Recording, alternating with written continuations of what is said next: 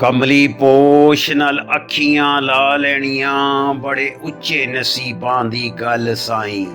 पहलो तड़पना पैंदा ए हिजर अंदर, तड़फे जिवें मच्छी बिना जल साईं। झाड़ू नाल पलकां दिने रात देना, वेला नहीं रहना घड़ी पल साईं।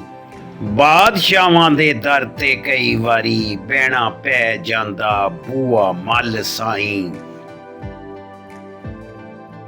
बोल चाल ते अदब अदाब बाजों, हुंदा कोई नहीं मामला हल साईं। ते किसे मर्दे कलंदर दे कोल बह के पहलो सिखना पैंदा ए वल साईं।